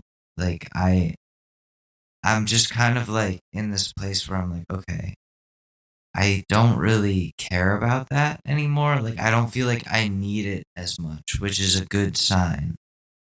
Mm-hmm. But then at the same time, fuck, why do I have a crush on this person? And like, how do I Hormones. Sorry. eradicate that from my brain and just like move on? But God, she's very cute. Shut up, Alex. Great personality. Well, yeah, yes. Good. Just had to clarify. Yes. Well, it's only natural. It's only natural, but due to your current situation, it's like this is something like unless you were to leave that current situation and it's like, hey, what's up? Then maybe. But right now, I do agree in the sense it's not bad to have those feelings, but like in the current position you're in, it's like, yeah, we got to keep this balance. Oh, you know, yeah, where it's like, especially yeah, with, like the things that have like with the like me now in my current professional now position. Yeah, no, God no. mm-hmm. Fuck. At least. Why am I? No, stop, Alex. But like, Well, can I? Go ahead. I mean, just like I think, like I said, like it's just something that I'm hoping is like a wave and just passes over. I'm like, oh, okay, like that was just, that happens, and it's done now, and I can, just move fucking forward. You got this. Keep moving forward, but not to change the conversation topic, but at the same time, speaking about something similar. So I messaged Alex earlier about a crazy situation that happened to me this past weekend. And, overall, I was like, let's talk it out and see if you like it. If you want to publish this podcast, publish it. But true crime. Hell yeah, let's do it. Kind of true crime adjacent. I don't know how to exactly start this topic, but so I think first and foremost is that to the families and loved ones that this particular case has affected, we send our condolences and sympathies. We're not over here trying to exploit the situation, but also like this is something that I encountered personally, and then in the long run I had a question pop up in my head where I'm like, oh my gosh, like, why don't we do this? But so also at the same time, names are not being exploited. Not too many details are being exploited or explained. It's just, this is the layout of what I encountered. So back in 2018, just moved to Nashville. I got my first job with a startup company. It was a woman and her father that apparently had the startup company. And, it completely failed super fast. I honestly think after 4 months of setting up this company, we completely collapsed in a week after we launched, right? Like it was super fast. And I was actually even shorted $140 on my last paycheck, but I digress. Holy because, but this woman that was my boss, Alex, think of a generic white woman name for me. Karen, love it. So Karen and I, we've been Facebook friends over the past few years, and I notice a few posts every now and then if I got on Facebook where it's like, it didn't seem like she was very well on her luck, but this past Sunday, I opened up Facebook and the first post I saw was from Karen, but it was saying, oh, this is a friend of Karen. Karen is having issues with the Department of Corrections. Oh. And if you want to write her or call her, here's this information. Oh my God. I was like, what the fuck, because the last time I saw Karen, like she was in a graduate program. She's running a startup company. Like, just, I was in her house. Oh, I met this woman. I met her family and what have you. Not the father that, but sorry, point. But so, so here's the thing. So apparently I look at the comments and someone else popped off saying Karen committed a double homicide. She does not deserve sympathy from anyone. And so, oh no! A little Google search. I found the inmate number and I found Karen's jail county records, and she's been arrested a few times. And I was like, oh, okay. But then I did a little bit more Googling. So this is all public record, but I don't want to emphasize on the fact of like, look at this crazy shit that happened. But like, so back in 2011, Karen and her boyfriend at the time committed a double homicide because they broke into a couple's house, murdered them point blank, and robbed them. Holy shit. Yeah, and this was my boss in 2018, which I had no clue, no idea about. She did that, and then she went on to be your boss.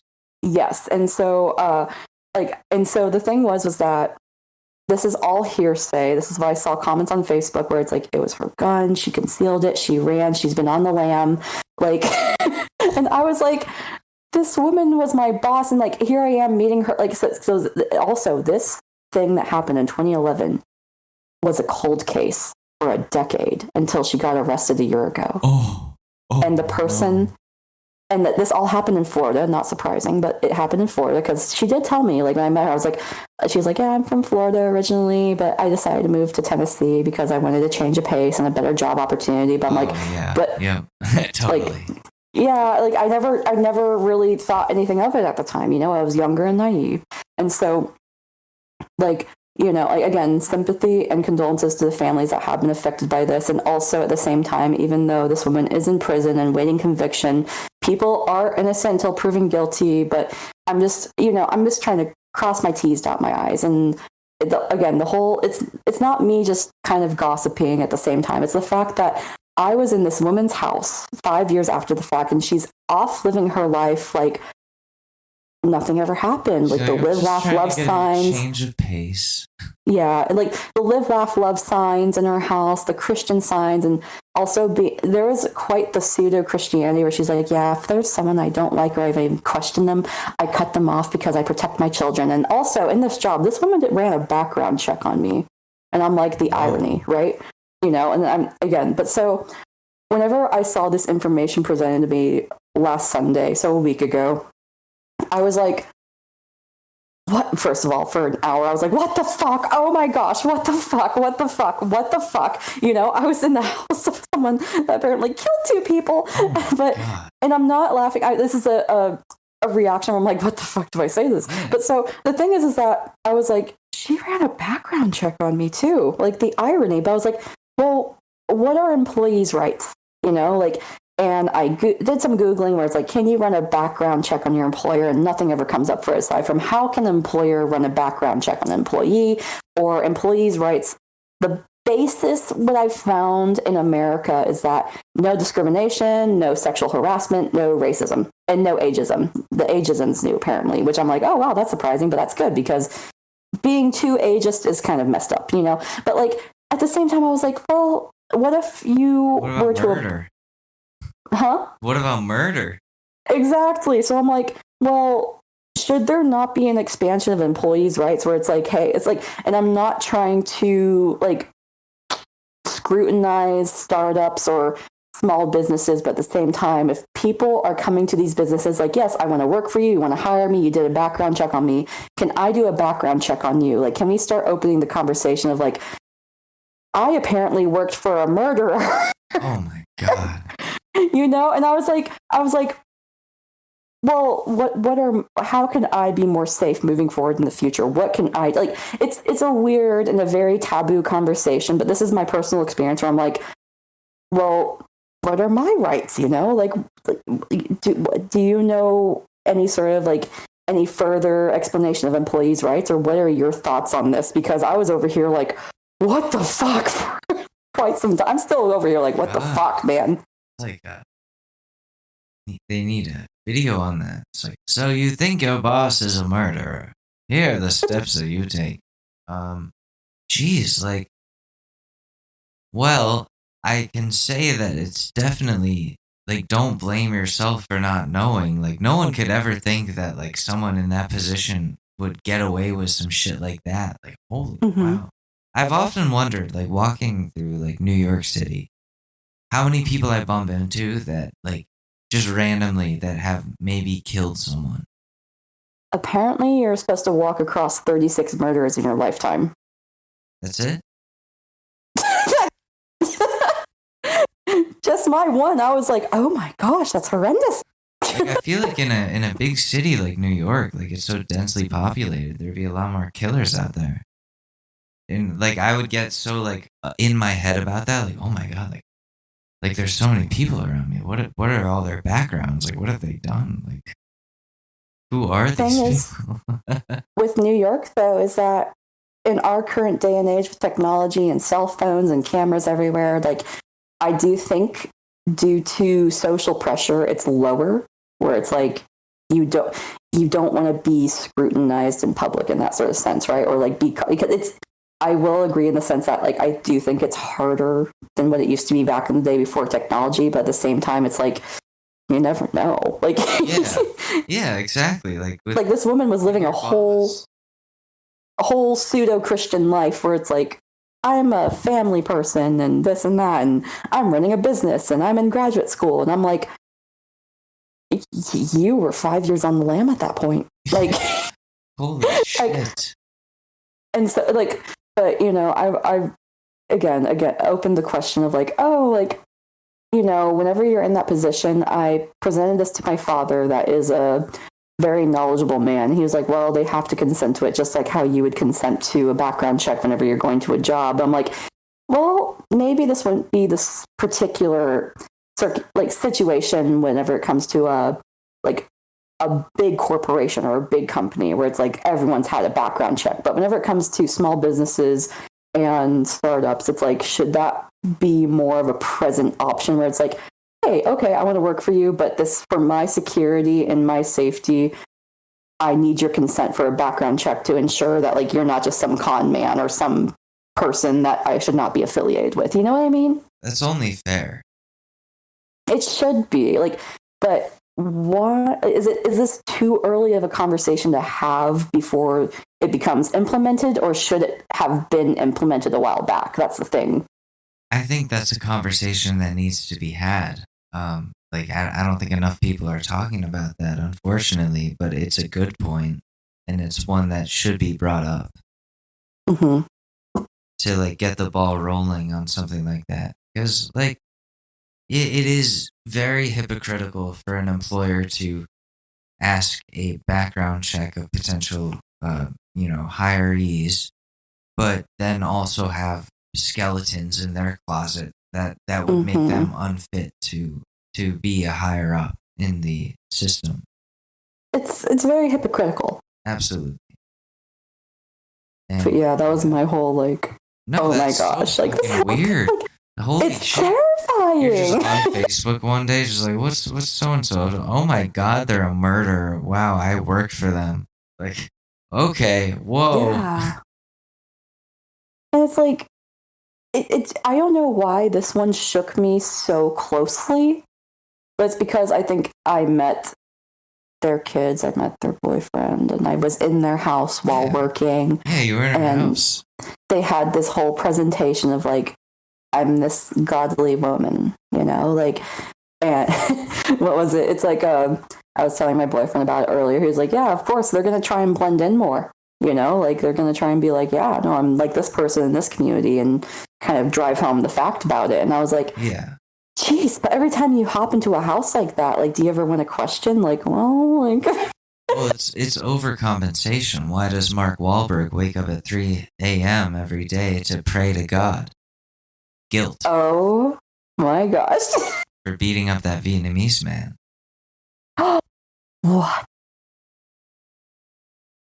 Yeah. The 80s were tough for that guy. Jeez Louise.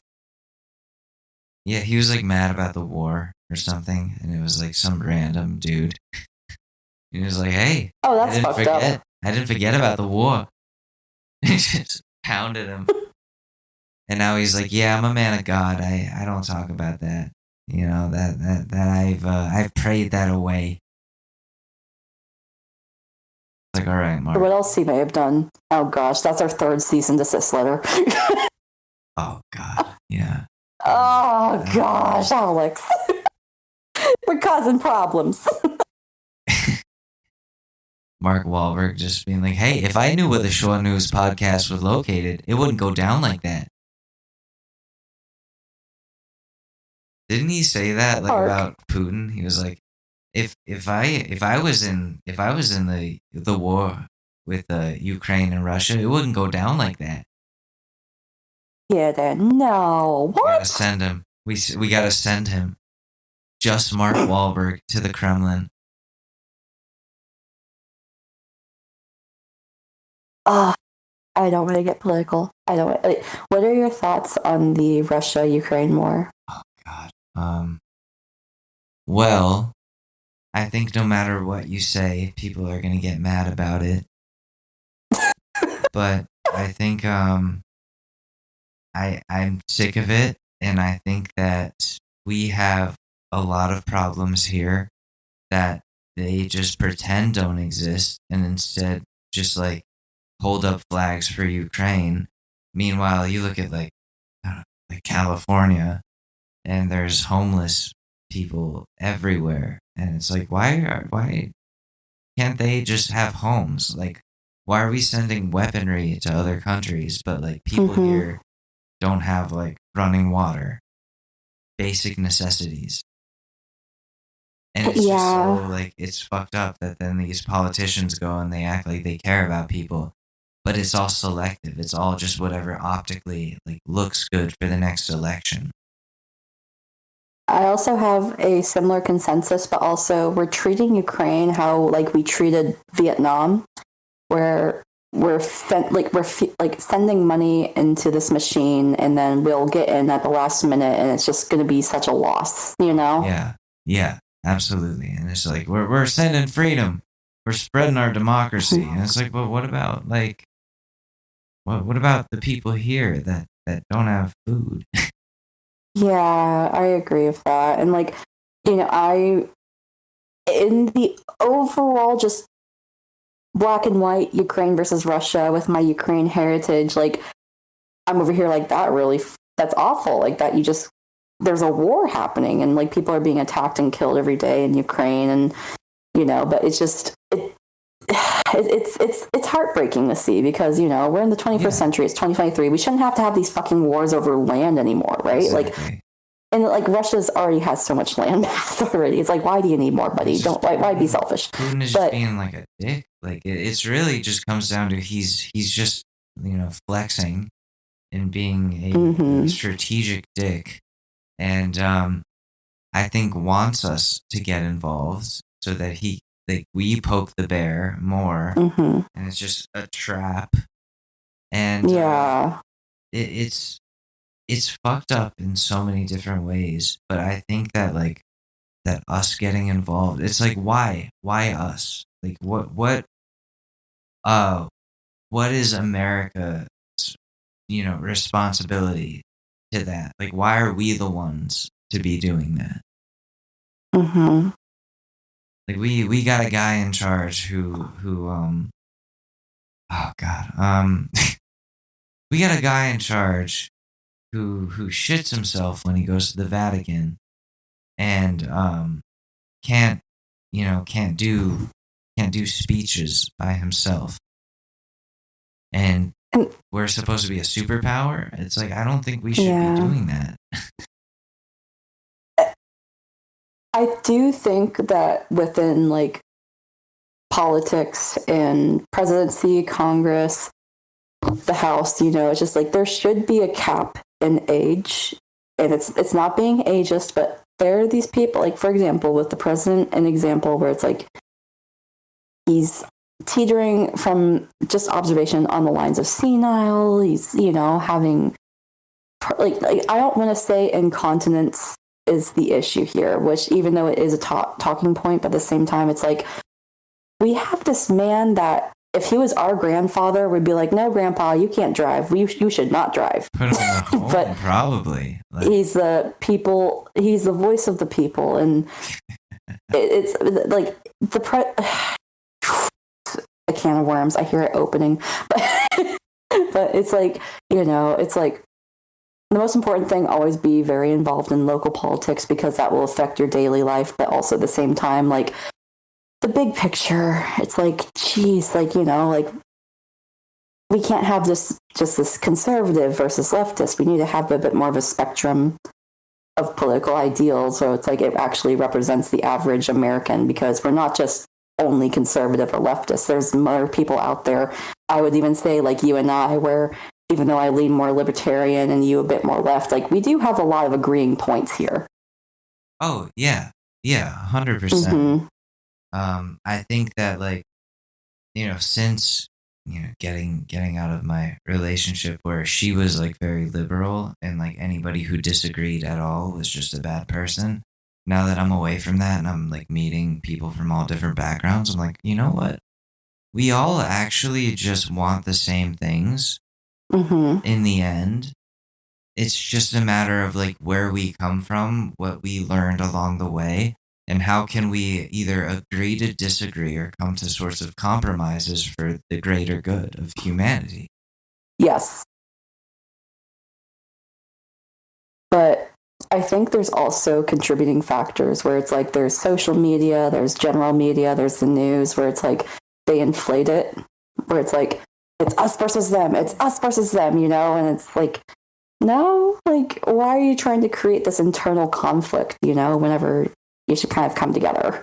Yeah, and I was in that fight for way too long of like just othering people who opposed my viewpoints and being like, then you side with the white supremacists. That means you're a white supremacist. And it's like, well, let's not do that to people, because then you're just alienating people instead of, if you think what they're saying is wrong, like you could try to educate them, but don't be fucking shitty about it. And like, I think I want to be hopeful that people are open for constructive criticism and like open conversation in that sense too. But there's also in this day and age with the very, I would call them extremists, like with QAnon and the very, very deep set MAGA supporters, where it's like, nope, I'm right, you're wrong, I will not listen to change. It's like, don't beat a dead horse. Just, you're not going to try and get a beneficial conversation out of some people. And that could go the same for some leftists and some liberals as well. Like, but it's just like, okay, well, I don't see any benefit from this conversation. I'll back away. Yeah. They're talking about things that like don't even exist at that point. It's like, oh, okay, like your brain is not in reality anymore, and I don't know how to pull you back. And it's not my job or responsibility to try and pull you back, because like, again, how is it beneficial to me to try and argue with you saying, no, like the sky is blue, but you're like, no, the sky is not blue. I'm like, well, it's blue. It's proven by science that it's blue. But if you keep insisting it's blue, why would I again keep reiterating that conversation where it was like, okay, I'm just going to walk away. You believe what you want to believe. This is not beneficial to me. We're going to separate. Yeah. What a wonderful political landscape that we live in now. And here's the thing, like, we have only had, I've had exposure to Canadian politics and American politics. I don't know what politics you've experienced personally, but apparently within America, this is the best it could be. And I'm over here like, holy crow. I mean, it's the best it could be, as in it's the most like dramatic it's been in a long time. Mm-hmm. Like before that, like the best you get is like President Bush saying some stupid shit and being like, yeah, we're gonna go get that oil. Now watch this drive. And he, shoots a golf club or whatever, or shoots a golf ball, and everyone's like, wow, look at that shot. Shoots a golf club. Sorry. Yeah, like, good job, President Bush. You did a good job. And it's like, okay, that was that. And then maybe during the Obama era, you got a couple of fun sound bites. And then Trump happened, and he's just like, Ted Cruz, he's the Zodiac Killer. He's the Zodiac Killer, folks. He killed people. I have proof. I have it in my ass. It's in my ass. Believe me. And people believed him. I don't know if it's because I've been off TikTok, but things have been really quiet about Ted Cruz for a hot minute, has it? I don't think he's running for president again. I think he knows that he's fucking useless. Oh, he's the shit on the shoe for all these conservatives. Like, everyone's like, yeah, we don't take him seriously. But like, the thing was that I held a lot of sympathy for was that apparently, this is hearsay, this is back when I was on TikTok, that one of his daughters attempted, because ends up that she is gay and he's obviously against gay people. And then she was taken to the hospital. They're like, please leave the family in privacy. This is, again, hearsay, not, and, you know, I guess maybe allegations. I don't know. But like, this is not solidified fact. But like, this was the last time I heard about Ted Cruz, where his daughter was taken to the hospital because she attempted, and ends up that she came out to them and it was a whole thing. And it's like, and he's super apparently avidly against gay people. Like, this was at least a year back, maybe at the most a year back, you know. But like, I was like, gosh, like, you know, as a fellow like gay person, you know, it's just like, I sympathize for the daughter, where it's like his own kid. Allegedly, his own kid can't even accept. Like, and I haven't heard anything about it since, but it's like, would you, as a parent, would you not look at yourself in the mirror saying, this is my child and I love them, I brought them into this world and I've reared them, I've raised them, and, you know, like they, you know, I honestly still believe that like being gay is a genetic factor rather than just influence, because I remember when I was 5 years old and I was watching this one show and I was like, damn, that woman's hot. You know, like, welcome to demisexual. But like, as I've gotten older, for me, my sexuality is like more based on the fact of like my chemistry for the person, the fact that I can have a conversation, they make me laugh. Like, that's how I find sexual attraction in people. And so it's like, this poor girl that's already in a very confusing stage in her life, especially as a teenager. I do not miss being a teenager. That was the worst time ever. But being Ted Cruz's kid.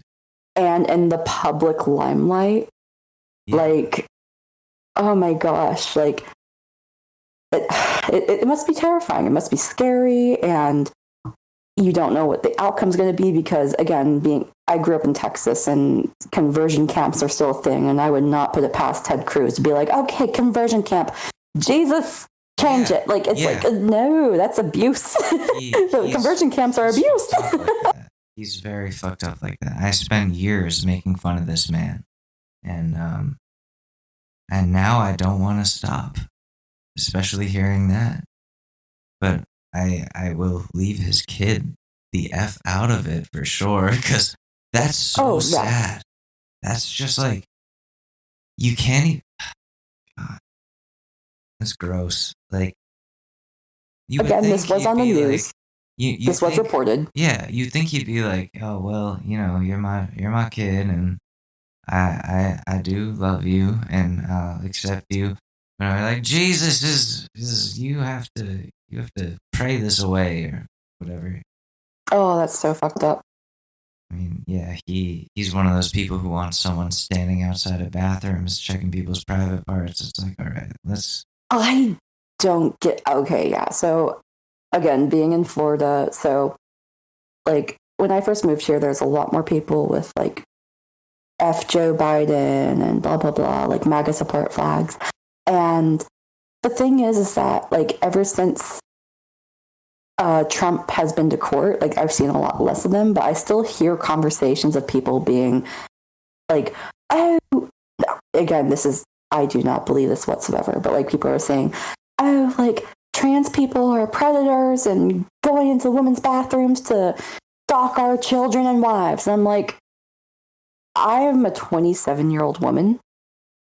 The fuck are you talking about? Like, what? Like, no, never. Are you kidding me? Like, what? Like, I don't get it. I don't get it. Like, I think it just might be their thing again, where it's like, oh, it's going to rise out of the conservatives and have something to be angry about and continue the cycle. But I'm like, that's just fucked up. Like, have you ever, like, what? What? It's fear mongering. Fear mongering. Thank you. Oh gosh, it's ridiculous. Like, I don't get it. I don't get it. I really don't. Because I have met multiple wonderful trans people in my life, and I have been into public spaces where I remember one time I was 17 and I was shopping at Sephora, and there was a very new trans woman that was shopping there, and I really pray that I do not have resting bitch face, but I was looking at her because I'm like, damn, her hair is fucking pretty. And I looked at her, and then she looked at me and she got scared, and I was like, your hair is really fucking gorgeous. She's like, oh, thank you. Yeah.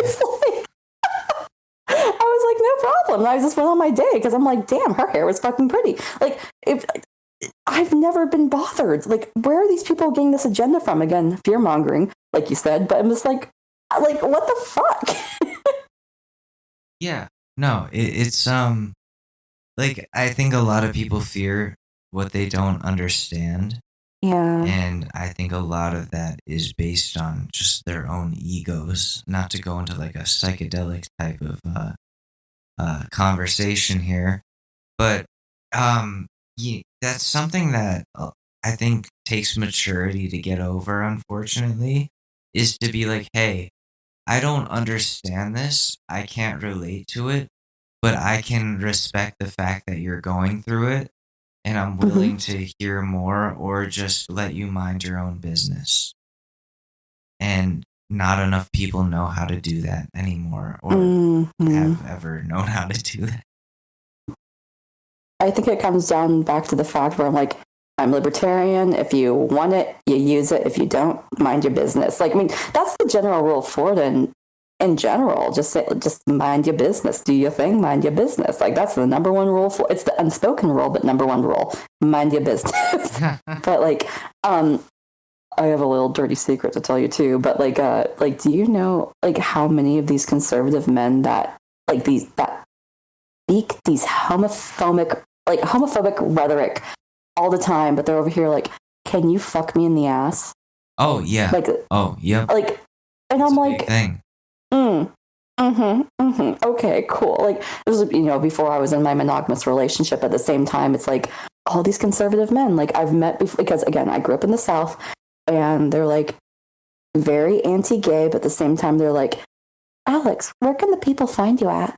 Where can the people find me at? They can find me at, what's my home address? No, I'm kidding. You can find me at Alex Mador on TikTok, AlexMadore. Same username on Instagram. I don't do much anywhere else. I would say Twitter, but I'm trying to stay away from Twitter these days. What about you? Well, I'm just Kelsey. I don't got a podcast. I'm not over here trying to be an influencer or anything. But if you want to follow me, it's Kelsey A, KelseyAYYE. Because I'm Kelsey. But so I'm just chilling on the internet, Hell yeah. And wow, what time? Oh my god.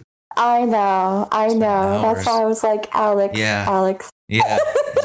I have a burrito waiting for me in the kitchen, and an angry cat that's like, "Where have you been?" I need to buy the burrito. I'm burrito cat. But no, and also I apologize. My stomach was grumbling during the podcast, and I heard it, and I was like, hopefully the mic didn't pick it up. The mic did not pick it up. Oh, for what we know so far. We'll hear it later and be like, what the fuck? I'll check in post, but I have a noise gate that's pretty good. Yeah. Hell yeah. Okay. But this has been a very lovely catch up. We have to do this again sometime soon, Alex. This has been very lovely. Absolutely. You're stuck with me. I'm down. That's fine. I'm near Robin to your Howard Stern, but we're less problematic somehow. Oh, God. Howard Stern. I'm not even going to try the impression right now.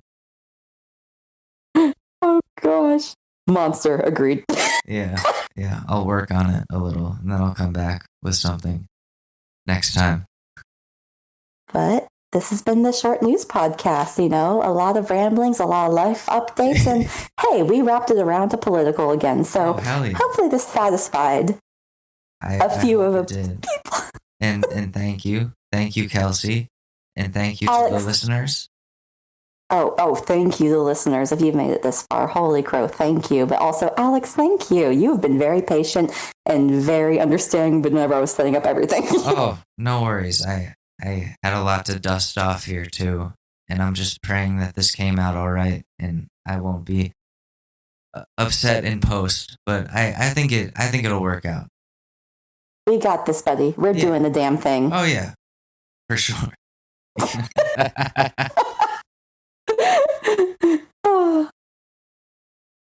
Alrighty. Well, should I hit stop record?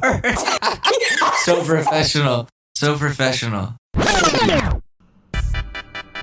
Hey, what up?